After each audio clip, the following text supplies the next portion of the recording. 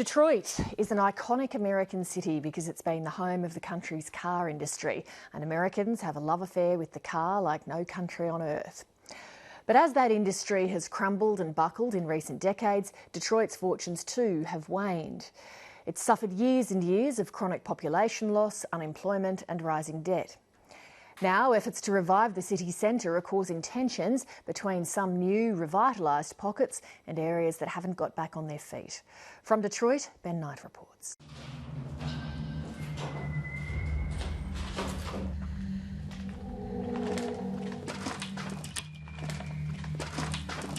Walking through Detroit can feel a bit like being in a ghost town. But the souls that once walked these halls are still very much alive. It's just that they moved away. Whoa. This is one of almost 80 abandoned schools in Detroit. Now it's just another attraction on Jesse Welter's tour of the decaying city. So why did these schools close down? Basically, they're schools and churches. They're all founded on the people that are living here. And then we used to have a population of over 2 million. Now we're down to under 700,000. So there's just simply not enough kids to go to the school? Right, yep. Yeah. This school only closed down a year ago, but it's been trashed. I mean, this is amazing. My school never had a swimming pool, and yet, look at this. I mean, Got a big one. and here it is going to waste. I mean, who is going to buy this? What are they going to do with it? Can you see a time when that might happen? Not really. I think it's more like probably the land value at this point. So it is with tens of thousands of abandoned buildings here. Not just schools, but hotels, churches, office buildings, all of them stripped for any piece of scrap metal they contained.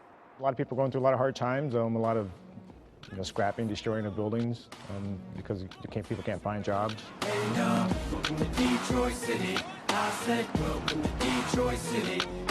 It's hard to comprehend that you're in a major first world city, in the richest country on earth.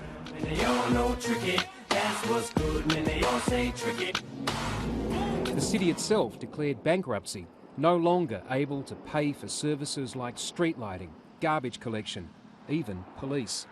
A lot of neighbourhoods still don't even have a supermarket. But at last, Detroit is coming back.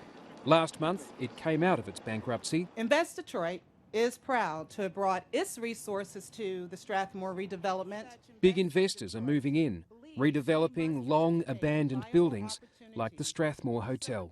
As I watch this, I'm not going to forget the days when I saw the prostitutes, the drug dealers standing out on that sidewalk like they own this block. And very shortly, it's going to be filled with residents. For Detroit natives like Monica Casillas Rios, it's exciting to see. She's been covering Detroit's resurgence on her Detroit Girl blog, especially what's happening in the neighbourhoods, where young millennials like her are moving in and starting up. You come here and you can make a living here, like starting a business here, because it's so easy. Businesses or like buildings themselves are so inexpensive that you can open up a business and have it thrive because it's something new. It's like new businesses, new restaurants opening, I would say like every month. And more people moving into the city as well. But the pockets of progress are small. You don't have to go far to find the other Detroit. And out here, things are about to get a lot worse. Well, this is one of the harder hit neighborhoods in the city. Rebecca Thompson is a Detroit native too. She moved back here 3 years ago. And I am one of those young people that we talk about who wants to be a part of Detroit's turnaround and is contributing.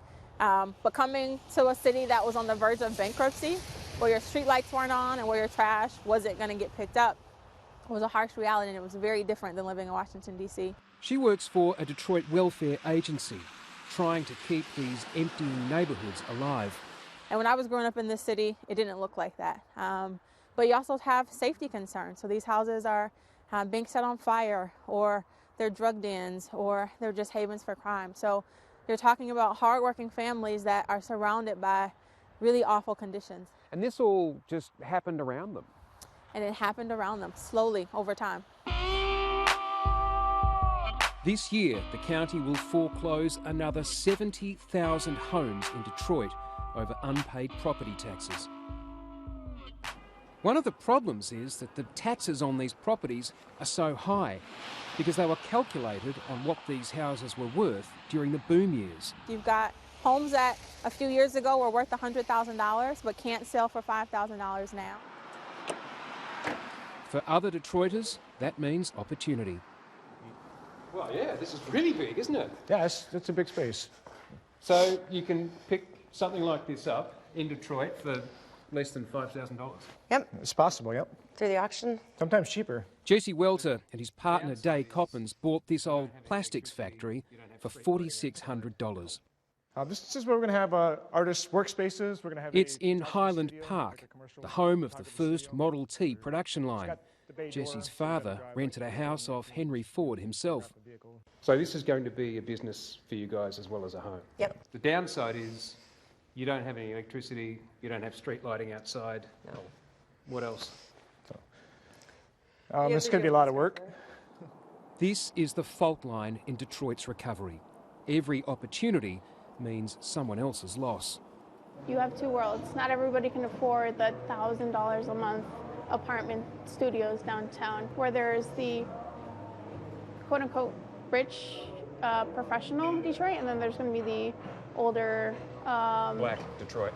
unfortunately, and that's not, it's not fair, but that's just how it's happening. People are getting fed up. The entrepreneurs who are getting funded tend to be white and young and not from Detroit. And so I think the business owners who have been here, who have stayed, are saying that's enough. Jesse and Day aren't cashed-up young entrepreneurs. They're locals, making their stake in the old Detroit, where the streetlights still don't work and the windows still need bars. Because it's just where we should be. I lived in a neighborhood where the people lived above their businesses. So it's kind of like, that's what I'm used to, and that's what I like, and I like the city. Detroit still needs a lot of work, and it needs good people in the city to help it out. It doesn't need the greedy corruption. Detroit needs people that cares. I think in 5 to 10 years, like, this city will be an example for other cities struggling with the same things. Like, we have gotten it before a lot of other cities, but if we can make it, anybody can, and I'm really proud to be a part of that.